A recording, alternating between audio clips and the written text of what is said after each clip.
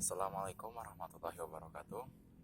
Nah, perkenalkan, saya Muhammad Rahman Firmansyah dari jurusan Teknik Otomotif Universitas Negeri Padang. Pada video kali ini saya akan membahas kontrol elektronik yang ada di kendaraan. Yang akan saya bahas yaitu adalah electronic power steering. Nanti saya akan bahas apa itu ada electronic power steering, sejarah perkembangannya, kenapa dia diciptakan, dan bagaimana cara kerjanya. Oke, mari kita langsung ke materi.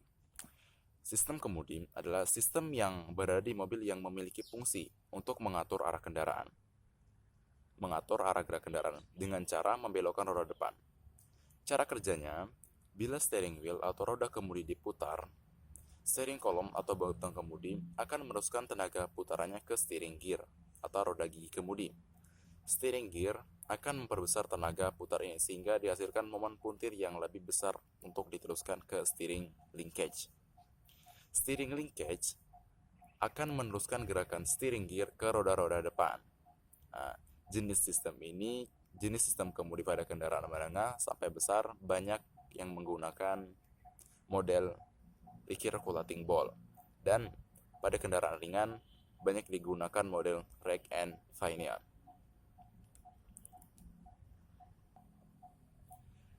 Seiring dengan perkembangan teknologi yang digunakan pada kendaraan, khususnya pada sistem kemudi, kita sudah mengenal teknologi power steering. Ada yang konvensional, ada yang elektrik. Yang konvensional itu adalah engine yang melalui puli. Tapi itu dianggap terlalu boros karena pada saat engine berputar, maka puli juga akan mengikuti putaran dari engine tersebut. Kemudian jenis konvensional ini kemudian disempurnakan dengan model jenis semi-electric power steering atau disebut juga dengan MDVS atau motor drive power steering atau disebut juga dengan electronic hydraulic power steering. Jenis ini pompa digerakkan oleh motor listrik yang hanya berputar saat dibutuhkan saja. Kemudian electronic power steering ini termasuk di dalamnya komponen yang sama dengan steering konvensional. Sebagai tambahannya, ada sebuah solenoid valve, ada steering gearbox, ada satu control unit untuk mengontrol aliran oli pada steering gearbox. Disediakan satu solenoid yang bekerja berdasarkan arus dari control module yang menerima sinyal dari VSS, Vehicle Speed Sensor, dan TVS. Sistem ini masih dianggap kurang sempurna karena masih menggunakan fluida. Maka dikembangkan lagi menjadi electronic power steering, dan motor digunakan langsung untuk menggerakkan porus kemudi untuk membantu meringankan kemudi saat dibelokkan. Mari kita masuk tentang apa itu electric power steering. Sistem power steering full electric bekerja langsung dalam membantu gerakan kemudi, sehingga seluruh sistem power steering elektrikal bekerja secara elektrik, kemudian disalurkan menjadi energi mekanik. Electric power steering atau EVS adalah sistem perubahan proses kerja power steering yang mengalihkan sistem hidrolik ke sistem elektrik. Model EVS ini seluruhnya menggunakan tenaga listrik dan kontrol menggunakan sistem komputer atau kontrol modul. Sistem EVS ini memiliki beberapa sensor pengendali pada bagian kemudi sebagai pengirim sinyal pengontrol ke kontrol modul. Terdapat dua jenis EVS. Yang pertama full electric dan yang kedua semi electric. Yang pertama yaitu elektrik yang full.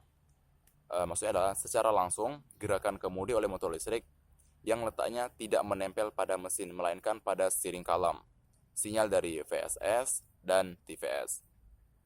Sebutan dari full electric power steering artinya motor listrik bekerja langsung dalam membantu gerakan kemudi, baik yang letaknya menempel pada batang kemudi seperti pada Toyota Yaris, Vios, dan juga letaknya yang menempel pada rack steer seperti Honda Jazz, Suzuki, Karimun, dan lain-lain. Dan yang kedua yaitu yang semi-elektrik. Yang semi-elektrik ini tidak berbeda jauh dengan yang konvensional, namun ada beberapa tambahan komponen. seperti ada solenoid valve pada steering gearbox, ada satu control unit untuk mengontrol aliran oli pada steering gearbox. Disediakan satu solenoid yang bekerja berdasarkan arus dari kontrol modul yang menerima sinyal dari PSS dan TPS. Begitu bedanya. Selanjutnya itu adalah komponen-komponen dari IVS. Yang pertama itu ada baterai. Seperti kita tahu, baterai merupakan berfungsi sebagai sumber energi listrik. Dan yang kedua yaitu adalah fuse atau sekering, berfungsi sebagai pengaman apabila terjadi korsleting atau hubungan singkat arus listrik. Dan yang ketiga itu adalah kunci kontak.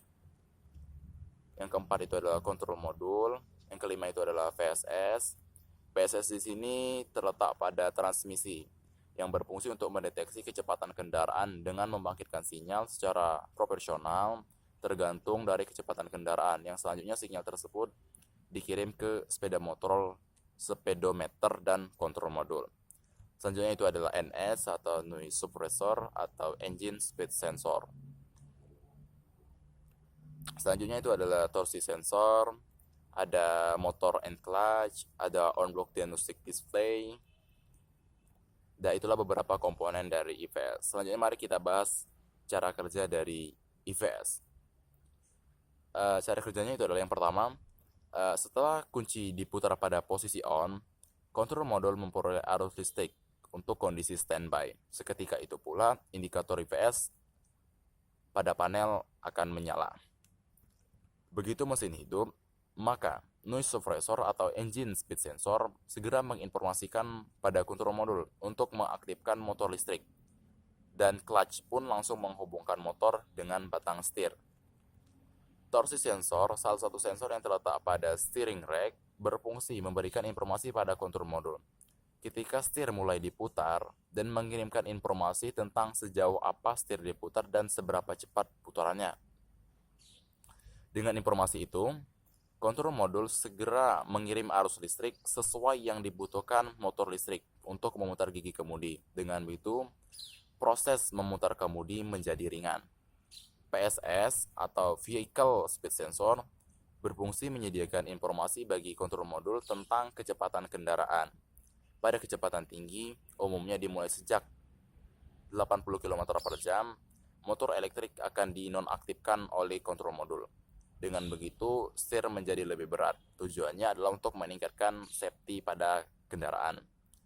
Jadi, sistem IVS ini mengatur besarnya arus listrik yang dialirkan motor listrik hanya sesuai kebutuhan saja. Itulah video singkat tentang electric power steering. Apabila ada penjelasan yang tidak tepat, mohon sarannya, mohon kritikannya disampaikan di kolom komentar. Saya Muhammad Rahman Firmansyah undur diri. Saya akhiri. Billahi taufiq wal hidayah. Wassalamualaikum warahmatullahi wabarakatuh.